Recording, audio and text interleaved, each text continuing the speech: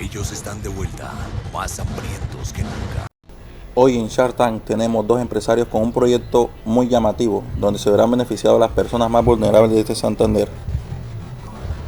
Nuestra tiburona de hoy es la embajadora de Colombia ante la ONU. Buenos días, querida empresaria. Para empezar este encuentro, primero que todo tenemos que hablar de algo muy importante que está sucediendo acá en Colombia.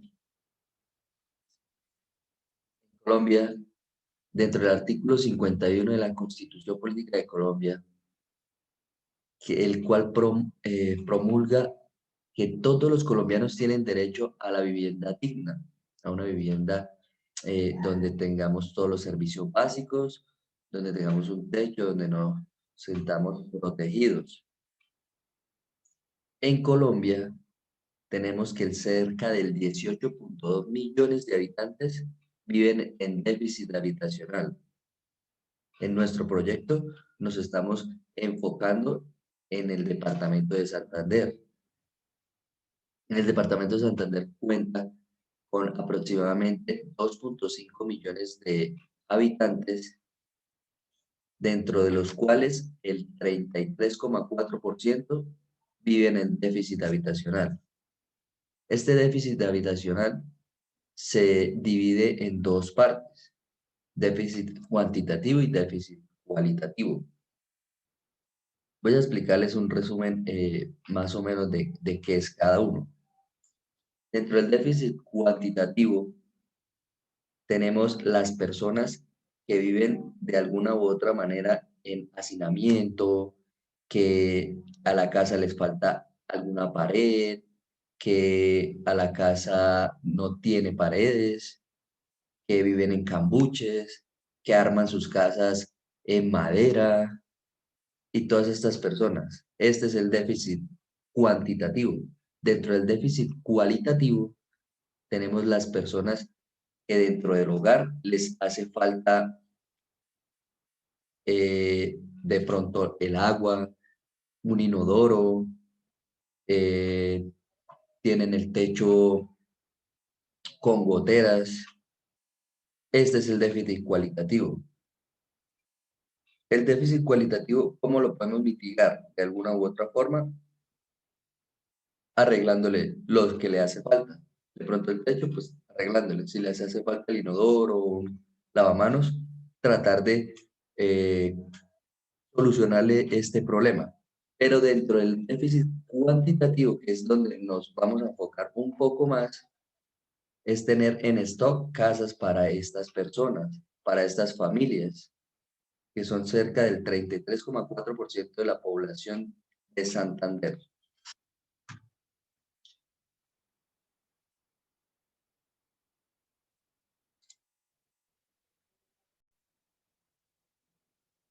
Bueno, dentro de nuestra metodología tenemos 6 pilares importantes dentro de nuestra metodología, y estos consisten en el ciclo de vida del proyecto. Entonces, dentro del primero tenemos un diagnóstico, dentro del segundo tenemos un análisis, el tercero es una estrategia, el cuarto una logística, quinto inicio de obra, y el sexto terminamos con la finalización del proyecto. Dentro del primero, dentro de la etapa 1, que es el diagnóstico, tenemos que dentro de esta etapa hacemos la descripción general del déficit habitacional en Santander. Esto quiere decir, dentro de los 2.5 millones de personas en Santander, tenemos 34,4% que están en déficit habitacional. Estas estadísticas nos las muestra el Departamento Administrativo Nacional de Estadística, el DANE. También dentro de esta etapa tenemos la descripción de las familias que están en déficit habitacional. Es decir, estas familias se les va a hacer un diagnóstico, una descripción más precisa para saber cuáles familias van a ser favorecidas. Recordemos que son 100 familias las que salen favorecidas dentro de este proyecto. También dentro de la etapa 1 tenemos que ver la descripción de las casas de las familias que van a salir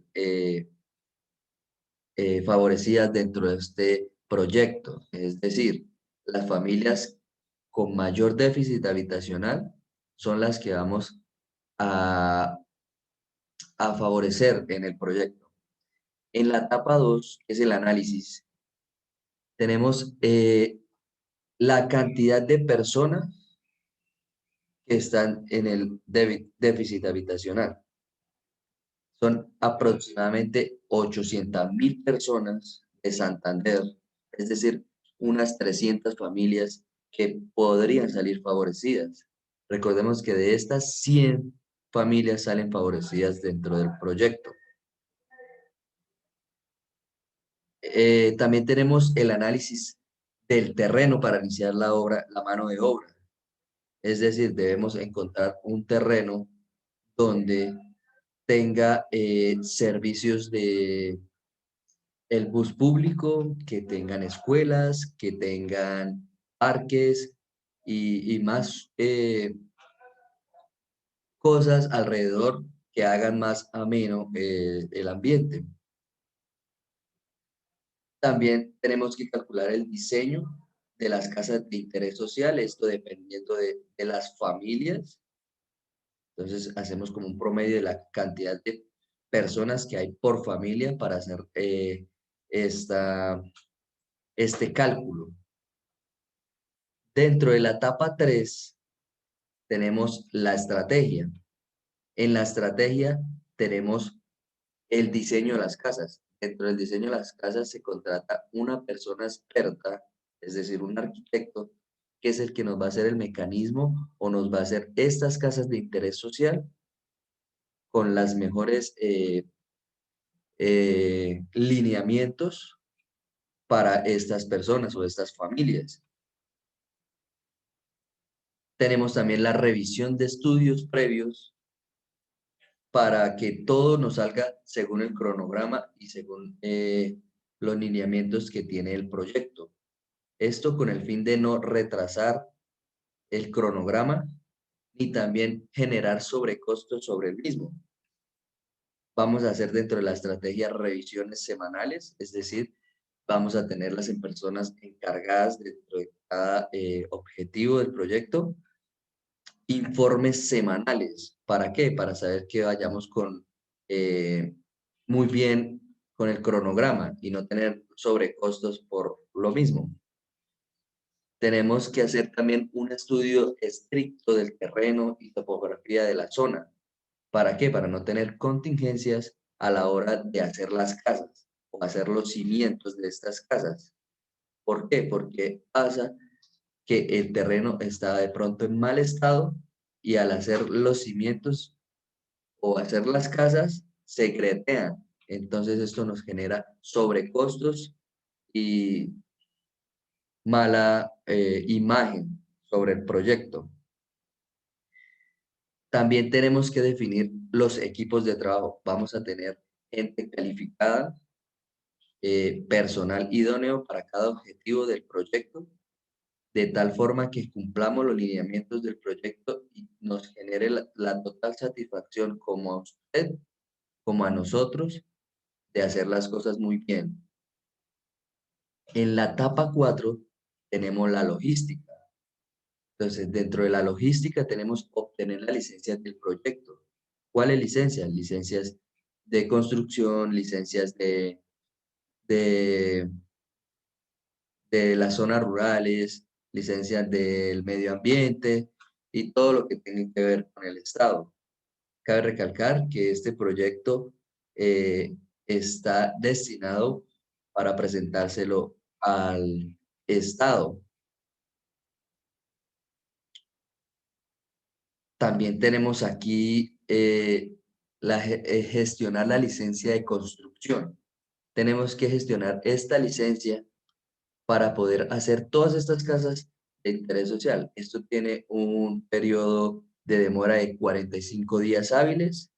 Hay que hacer unos pasos que los venimos adelantando para generar más rápido nuestro proyecto. También vamos a tener la materia prima necesaria semanalmente. ¿Con qué quiero decir semanalmente? Es decir, vamos a tener por semanas o quincenas la materia prima de esos 15 días o de esa semana.